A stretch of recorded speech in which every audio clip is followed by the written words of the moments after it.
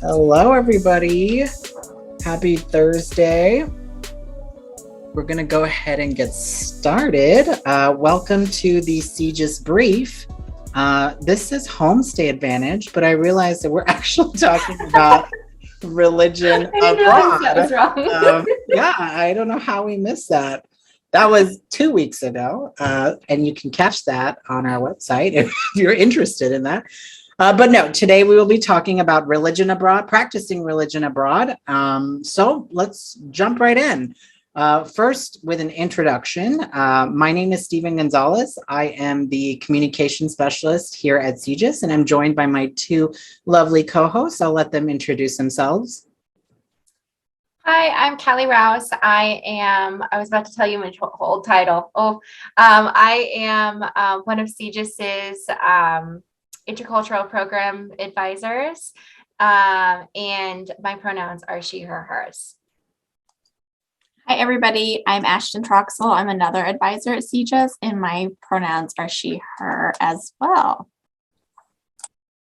That's right. I just do want to put on record that Callie is now an intercultural programs advisor. If you've joined us for any other briefs, she's always been the health and safety advisor, but now she's moving on up onto a new position. So congratulations, Callie. All right. So why does it matter? Why does it matter when it comes to thinking about practicing your religion abroad? Well, first and foremost, having to consider your identity when you go abroad, carrying your identity we carry our identity. Oh my God, our identities everywhere we go. That's always something that's going to be with us. And in this case, religious students may be concerned about finding spaces or time to practice their religion abroad.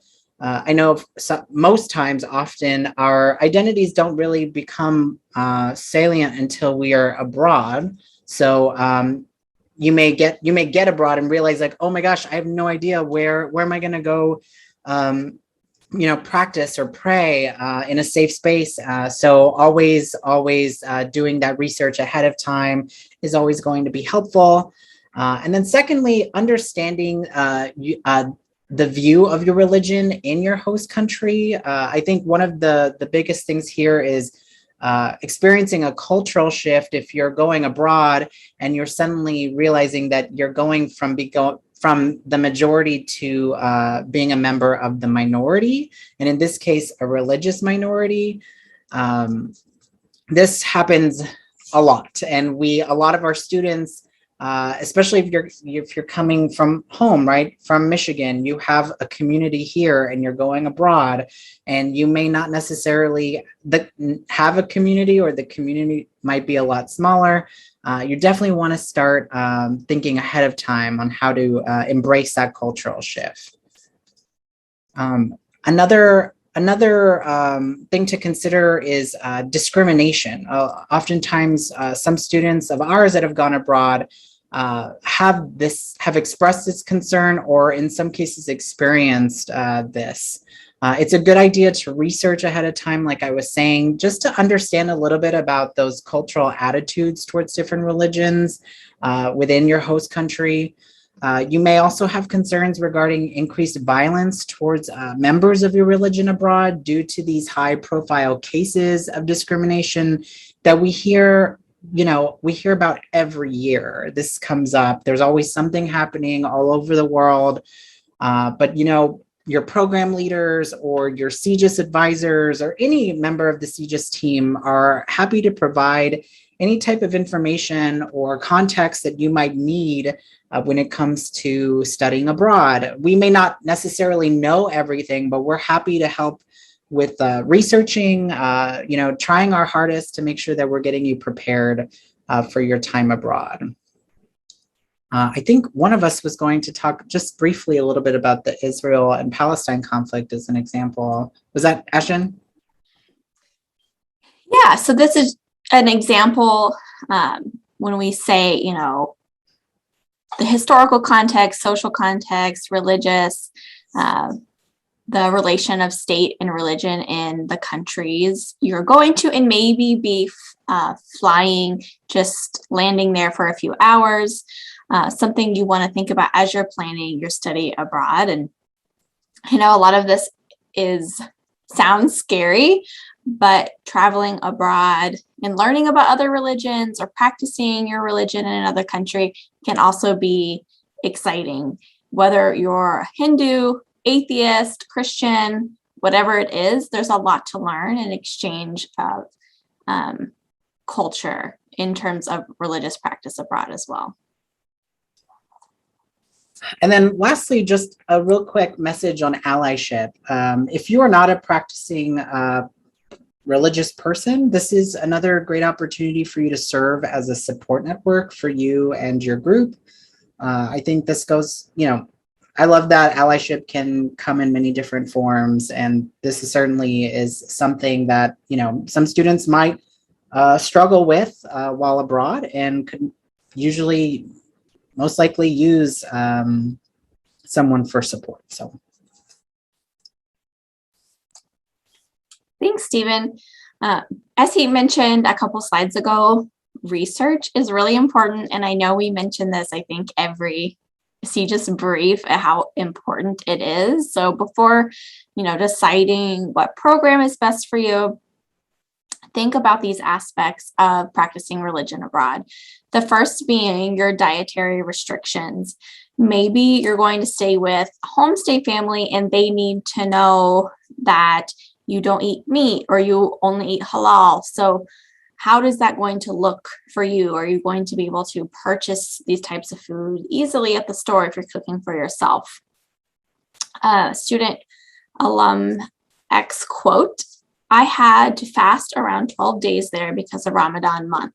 And my group mates were really respecting my faith and in fact offered me food and water for my breaking fast and always asking for my conditions during the day when we had to do our site activities, which is quite tiring. So this is really great feedback and a good example of allyship on a program. And in this situation, it sounds like the student advocated for themselves and let their faculty member know that they were fasting. So, they could take time for breaks because oftentimes students are traveling abroad during hot months. And if you're fasting, that could be really hard on you physically. So just think about that. We've talked about religion in relation to, state and politics, but it's always good to look at the news before you go abroad, understand the situation. For example, if you wear a hijab, that's very controversial in France. So what could that mean for you? Thinking through how to stay safe abroad, maybe finding some allies in your group so you feel comfortable when you travel there. And then going to places of worship, I think around the world, whether you're in Europe, India, South America, if you're going into churches, most likely you will have to be covering your shoulders or wearing pants, not just like shorts. So if you're in a group and everyone's able to go inside these landmarks and you're not able to, that's not going to be fun for you. So think about that when you're traveling. And also the language, if you want to attend mass, for example, in Rome, and you don't speak Italian, are there any English options available? I think Callie had a story related to this when she was abroad. Yeah, so I studied abroad in Prague in the Czech Republic, which is actually a pretty notoriously atheist country. But my mom is a Presbyterian pastor. And so she was like super jazzed about the concept of like going to a Presbyterian church in a foreign country. I warned her that like Presbyterians in general are very, very uncommon in the country. And just in general, like there aren't a lot of practicing Czechs and things like that. But we did manage to, in the south part of Prague, we found a Presbyterian church. And it was so funny because we went in and we like awkwardly sat there through the entire time because they're speaking in Czech the entire time. And It was fun though. It was really interesting to kind of like, see things and see if they were like saying similar things to what we were here in the US, and also being able to chat with a couple people in English afterward and being like, yeah, like we're from the US and things like that. But for like a more realistic experience of like, okay, if you wanted to actually attend like a particular service. So I was curious about, what it was like. And so I actually attended a Lutheran service because Lutheran is a much more popular denomination in the Czech Republic. And it was in English, but of course it was full of expats. And it was an interesting conversation I had with them, but it was, not necessarily the traditional kind of like, thing you would experience if I had spoken the local language, but it was an interesting way to connect to, the local population, see how they practice, and also meet some expats. So that was cool. And I highly recommend checking out religious services in your religion or in other religions that you're interested in while abroad, and seeing how they practice differently from you. Thanks, Callie. And in my last note, respecting local customs and cultural norms. This really sticks with me. At one time, I was at orientation and students were preparing to go to Morocco, and I, had suggested that they dress conservatively in that country. And one of the students was like, "Oh, I've been a tourist there, and I wore shorts, and it was fine." And, it just really made me take a step back. And I was just thinking, we really encourage our students to be like respectful travelers, good global citizens. So even if tourists are wearing shorts and you're sticking out no matter what, it is still respectful to, wear linen pants or cover your shoulders. So thinking ahead, if you have to, buy some long sleeve shirts that are still good in the heat. And that's something, if women aren't typically wearing shorts or short skirts, even in India, when I travel there, I'm still wearing pants or dresses that go like mid calf. So that's always respectful. And we always encourage students to try not to bring too much attention to themselves when they're traveling as well.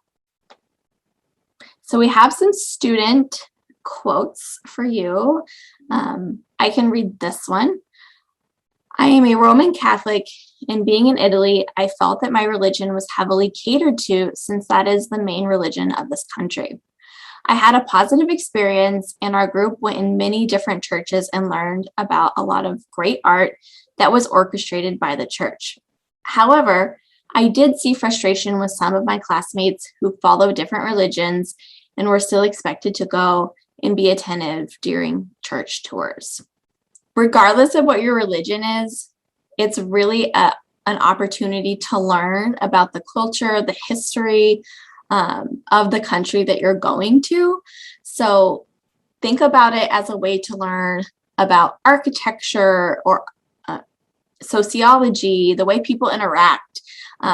Having that lens may make some of these tours that may not have special meaning to you a little bit more exciting, because it really is a key to the culture. I was gonna add, well, Callie got me thinking because, I'm not particularly religious, but I was raised Catholic, and I remember I had an opportunity to attend a Catholic mass when I was in Italy. And it was everything in one, like a culture shift. It also helped ease my anxiety of being away from home for so long and being able to kind of just feel like I see something familiar. And then also just like a cultural insight of like, oh, they do something completely different here than, back home. And I think we're just trying to stay open-minded is so key. And it resonates for me in this quote too. Good point. I can read this one. I got stared at a lot more than my peers because I was the only Muslim girl who wears a hijab in my group, and there really weren't any Muslims in that area of Mexico from what I could see. I only encountered one other hijabi while there. It was mostly bearable because I expected stares anyways and learned to ignore them in the city. But in the village, it was more uncomfortable because people would actually touch my hijab without asking. It wasn't necessarily negative because they were just curious, but that made me really uncomfortable because people were touching my head nearly every day, which can certainly be something. I mean, I feel like this instantly reminds me of a lot of our Black and African American travelers who oftentimes people reach for their box braids, right, or their hair because they're so curious. And I think if this was in the States, our first reaction is to be upset and offended. And when in reality, these people, it is really coming from a place of just not really knowing versus trying to be super malicious and unaware. Yeah, I don't know if we're mentioning this later, but whatever religion you adhere to, like just like Googling Hindus traveling to Vietnam, there are probably travel bloggers who have written about it, and their firsthand experience can be a really great resource. So holidays and festivals. So one thing to consider is potentially seeing a non-Christian calendar in the country that you're going to. So generally we are pretty much raised in a culturally Christian society here in the US. And so we expect, things like special holidays around Christmas time. And the upcoming winter holidays are a great example. We get Christmas to New Year's off when that's not the New Year's that everybody in the world celebrates. And that's not a major holiday for a lot of people, or any holiday that even exists, any major way in their country.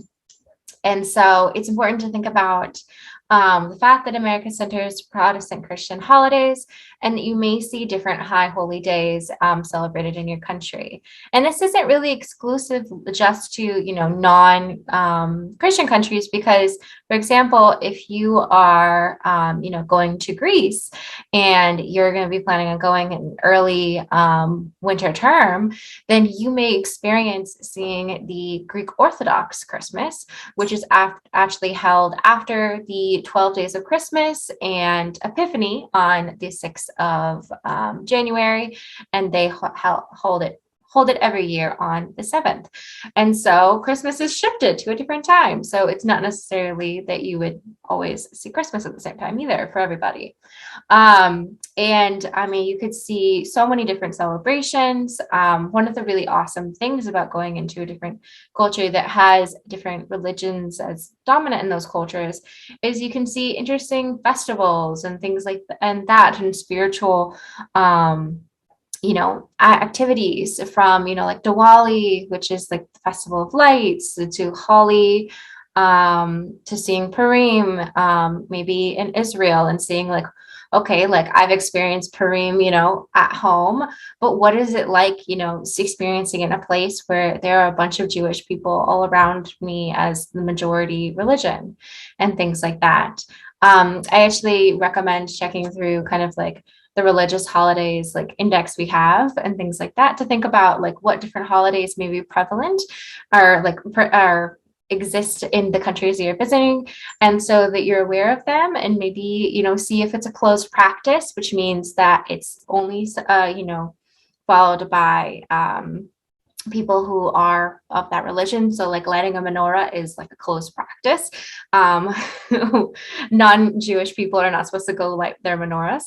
But you can also see if there's open practices too, and see if you could participate in other people's traditions as well, if that's okay with your religion, and things like that. But yeah, it can be really a joyous kind of experience going into a culture that's very different from how it is here in the US. And of course, even cool, even cooler, if you come from a religion that's a minority religion here in the US and going to a country where you are in the majority religion and seeing how different that is. On a related note, to resources, we have a list of resources available to you on the next page. Oh, too far. Awesome. And so there's a couple of different resources, some of them, related to being Jewish or Christian or Muslim and things like that. Like Ashton said, I mean, even just typing in, questions related to like travelers of your certain faith, and what it's like to be in X country is really helpful, as well as looking through any of these resources. And also your CJIS advisor can be a resource as well and can talk to you about things. So for example, you really want to go to Paris, but you're concerned about the fact that there has been, violence towards hijabi women in Paris. And what would that be like for you to go there? And things like that. You can discuss that with your advisor. But yeah, overall, I think it can be a really wonderful experience. And Steve, you want to call us out? Yeah. Yeah. Thank you, Kelly. So does anyone have any questions? Feel free to type in the chat or feel free to unmute yourself. We'll try our best to answer your questions if you have any.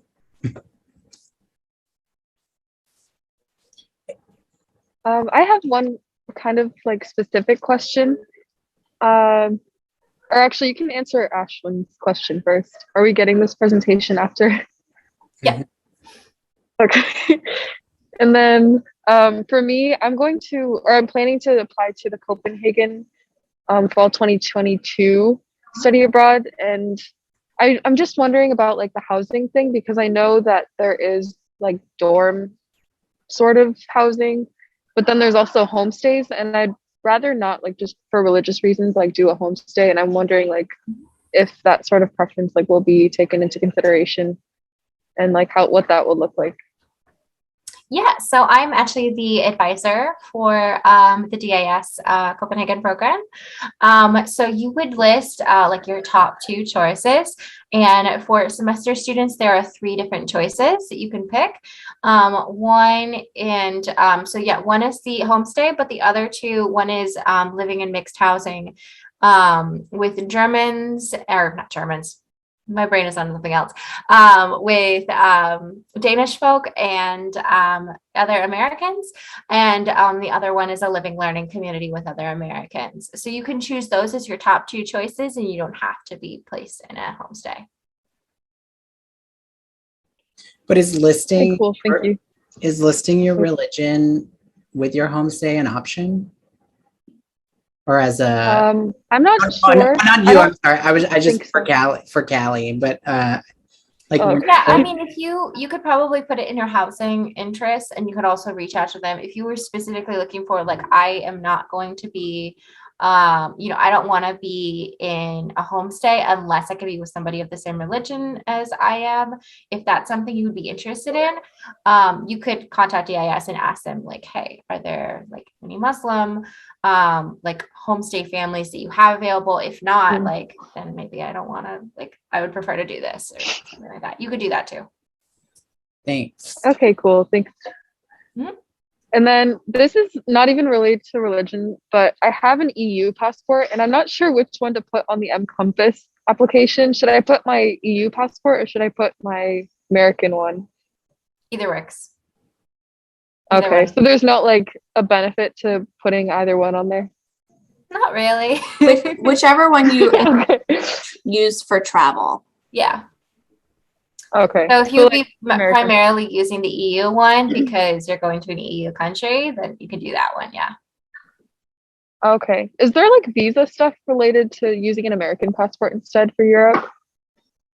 Like, I don't really know about that. So yes, there's things related to visa fees. I've actually, if you're an EU citizen, then I don't believe you would have to pay for a visa. So that may be a reason to put your EU passport instead. But it wouldn't be something that's like directly tied to like whether you submitted one or the other. Okay, cool. Thank you. Cool. Well, if there are no more questions, thank you so much for coming to our very last brief for the semester. We will be back next term with a string of other fun topics to talk about.